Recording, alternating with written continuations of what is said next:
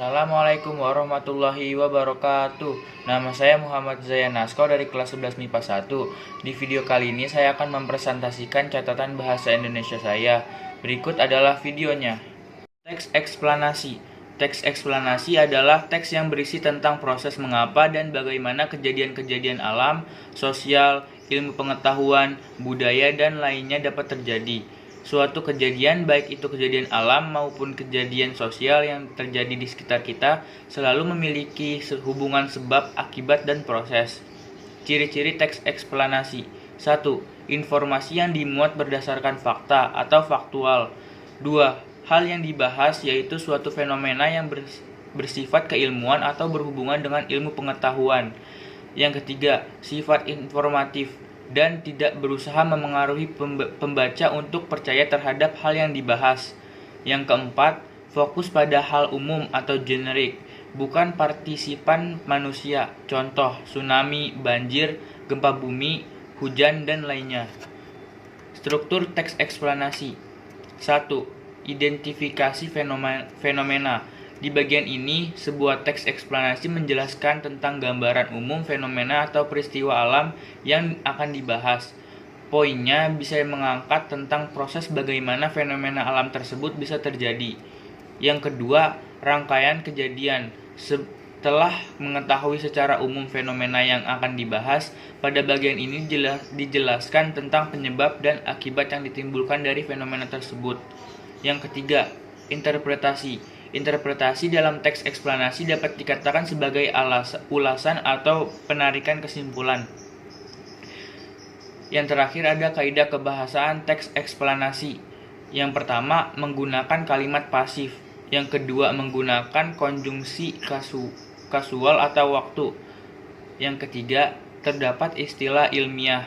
Yang keempat, menggunakan kata kerja material dan rasional. Dan yang terakhir adalah menggunakan kalimat yang bersifat informatif. Cerpen. Teks cerpen adalah salah satu bentuk karya sastra prosa yang bersifat fiksi dan memiliki satu konflik dalam ceritanya.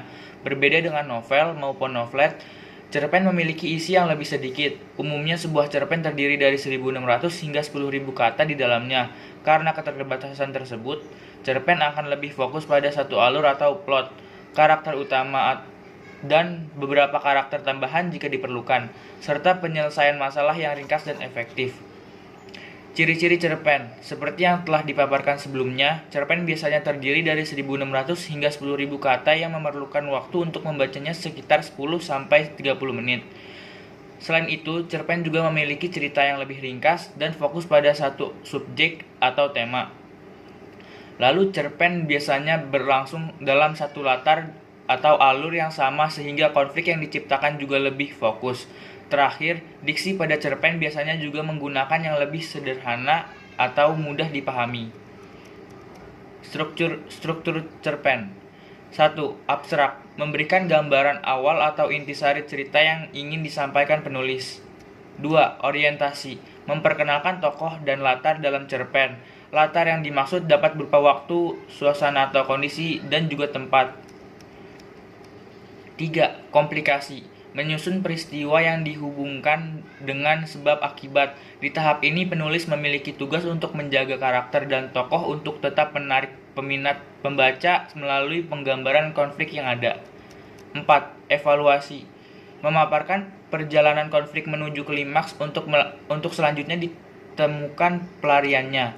5. Resolusi, konflik sudah ditemukan dengan pelarian dengan cara penulis mengungkapkan solusi dan cerita yang telah dibangun. 6. Koda, bagian akhir untuk menulis mengungkapkan nilai-nilai atau pesan yang ingin disampaikan pada cerpennya. Unsur keabsahan teks cerpen.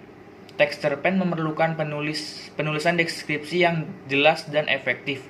Misalnya dalam menggambarkan fisik seorang karakter, penulis dapat menuliskannya dengan kata sifat maupun perbandingan. Begitu pula dengan latar cerita, penulis dapat menggambarkan dengan perwujudan benda atau situasi yang ada. Kemudian, untuk membuat cerpen semakin efektif, biasanya menggunakan kata keterangan atau frasa adverbial untuk menunjukkan latar, tempat, atau waktu. Penggunaan kata-kata kiasan atau konotatif juga perlu untuk dipelajari agar isi cerpen semakin menarik dan imajinatif untuk dibaca. Unsur intrinsik teks cerpen. 1. Tema. Yang kedua, latar. Yang ketiga, ada alur dan plot.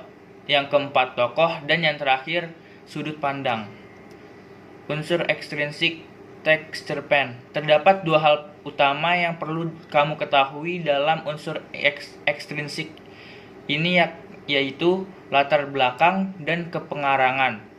Latar belakang yang diciptakan penulis. Pada umumnya, penulis akan terinspirasi membuat cerita dari pengalaman pribadi dan lingkungan sekitar. Untuk membuat cerpen yang baik diperlukan latar yang jelas dari sisi ekonomi, sosial, politik, agama, budaya, dan ideologi. Teks prosedur. Teks prosedur adalah langkah-langkah suatu aktivitas atau kegiatan untuk menyelesaikan suatu pekerjaan. Teks prosedur ini dibutuhkan sebagai panduan bagi seseorang dalam membuat atau menyusun sesuatu. Struktur teks prosedur. Yang pertama ada tujuan, yang kedua material, yang ketiga langkah-langkah, yang keempat penegasan ulang atau kesimpulan. Ciri-ciri teks prosedur. 1. Menggunakan kalimat perintah. Kedua, menggunakan kata kerja aktif. Ketiga, menggunakan konjungsi atau kata hubung.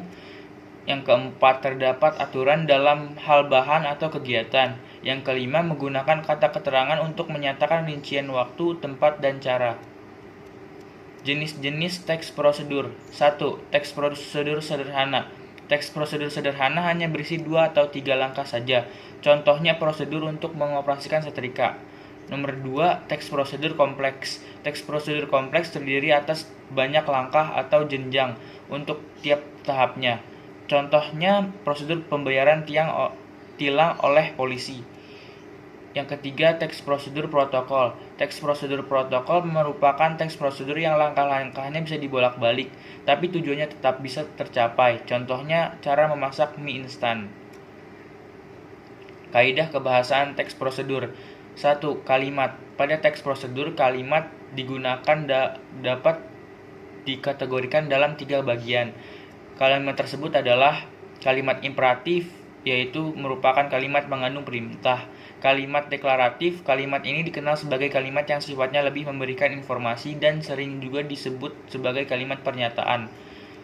Yang terakhir, kalimat interrogatif. Kalimat ini digunakan untuk mencari informasi dengan memberi pertanyaan. Yang kedua, konjungsi.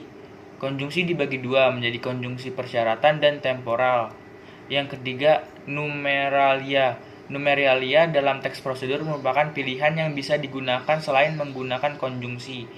Yang keempat, ada promina. Promina atau bisa juga disebut kata ganti. Yang kelima, ada verba. Kaidah kebahasaan terakhir dalam teks prosedur adalah verba atau kata kerja. Assalamualaikum warahmatullahi wabarakatuh.